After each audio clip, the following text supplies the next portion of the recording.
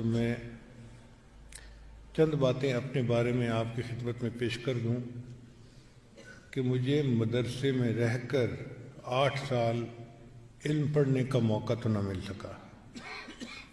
میرے بڑے بھائی ٹیچر تھے اسکول میں، وہ مجھے اسکول ہی لے گئے۔ گرمیوں کی چھٹیاں ہوئیں، 2 مہینے میں فارغ تھا، تو میرے دل میں شوق پیدا ہوا کہ میں قرآن مجید یاد کروں۔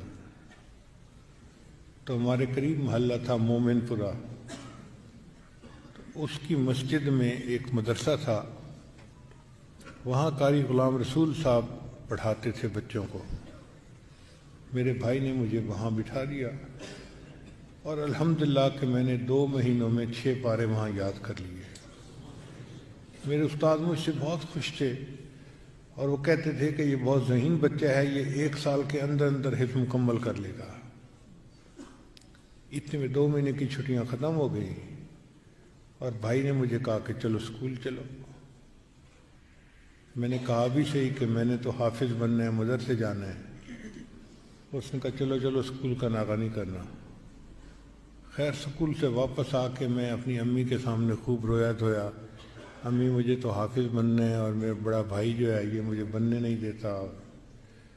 تو امی نے اسے کہا کہ بیٹا جب یہ حافظ عالم بننا چاہتا ہے تو اسے کیوں نہیں بننے دیتے؟ ان کا امی میں نے منع نہیں کیا۔ پھر وہ مجھ سے کہنے لگے کہ تمہارے اسکول میں کتنے مضمون ہیں؟ اس زمانے میں 8 مضمون ہوتے تھے۔ میں نے کہا 8 مضمون ہیں۔ تو میرے بھائی نے کہا کہ اچھا تم اپنے 9 مضمون سمجھو، 8 مضمون سکول کے ہیں جو تم نے پڑھنے ہیں اور 9واں مضمون جو ہے وہ دین کا علم ہے جو تم نے پڑھنا ہے، تو تم 9 مضمون پڑھو۔ میں نے تو نہیں روکا۔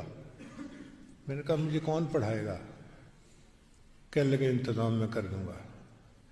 ہمارے شہر کے ایک بڑے مفتی تھے، ان کا نام تھا مفتی ولی اللہ، تو بھائی کے دوست تھے۔ بھائی نے ان کو کہا کہ میرے بھائی کو دین کا علم پڑھنے کا شوق ہے، تو شام کو 2 گھنٹے آپ کے پاس آ جایا کرے گا، آپ اسے پڑھانا شروع کریں۔ ان کا بہت اچھا۔ چنانچہ انہوں نے مجھے فارسی شروع کروائی 5 نامہ سے،